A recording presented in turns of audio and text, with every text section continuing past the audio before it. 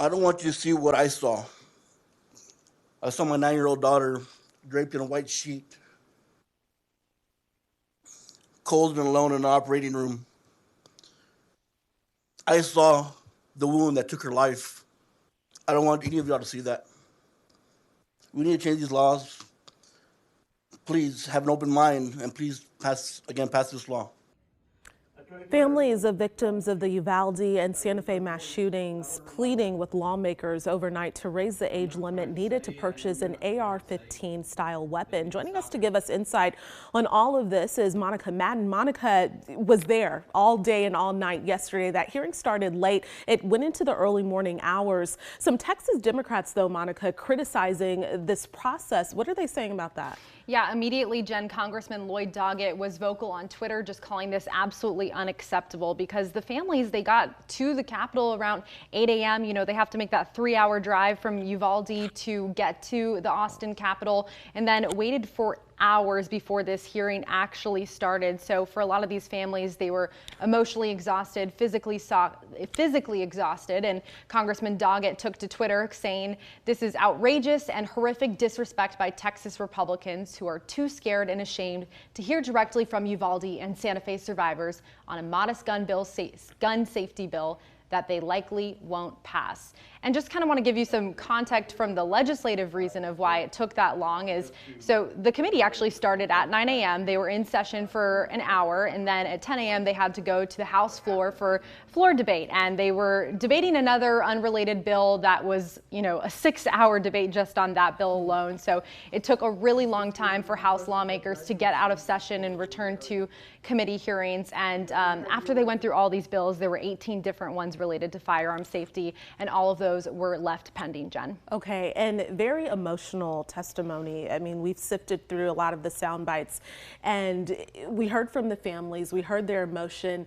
What were you hearing in the courtroom? I mean, you've been in touch with many of these families. Yeah, definitely. And, you know, this was their first chance, really, not first chance, but one of the most significant ones to let the lawmakers know how they felt on these bills and the reason they want to see them passed. And just being in that room, Jen, it was, you know, extremely emotional, really just heavy, somber tone as these families were sharing, you know, what it was like waiting that day, who their children were like. Javier Casares, who lost his daughter Jackie, was saying she never learned how to ride a bike and she'll never fall in love. Just, you know, really sad reminders of their reality. And it was just tough to be in that room. Really emotional testimony on the bills that they believe will make a difference in the future. Take a listen.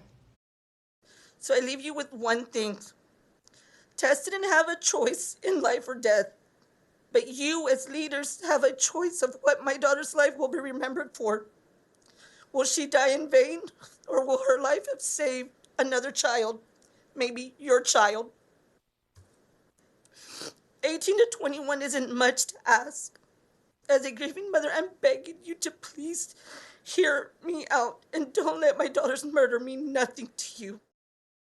That was Ronnie Mata. She lost her daughter, Tess, to the Robb Elementary mass school shooting. And you heard her just crying through her testimony because you know how difficult it is for these families. And that was the same for everyone else who testified. These families, you know, sobbing in front of the lawmakers who they're begging to pass some of these bills. So there really wasn't a dry eye in the room, Jen, while we were hearing these stories. And even at some point, some of the lawmakers just couldn't even look at them in the eye because it was that difficult to hear. But this is their reality. Okay, and some of these bills were left pending. What, though, happens next? So it's not infrequent for committees to leave a bill pending, especially if they need to go back and amend the bill or just need some time to think about it. But this late in the session, Jen, if a bill doesn't pass out of committee by May 8th, which is coming up pretty soon, it's completely dead. So the fact that all of these bills were left pending means it's already going to have an uphill battle for any type of bill.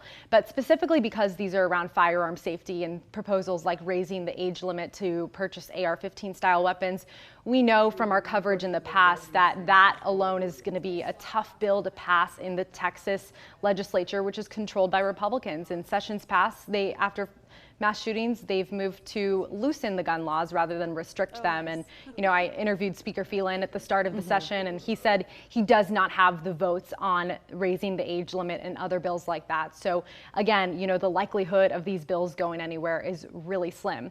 I do want to point out there's already chatter about whether or not there could be a special session. Yeah. So depending on if there is a special session and what type of topics the governor decides to bring up, maybe this could be on the table. But again, unless if there's a school safety special session agenda item by the governor, it's really unlikely that these will get tucked in there if we even see a special session, Jen. Okay, Monica, I know you'll be tracking this. Thank you so much for your coverage.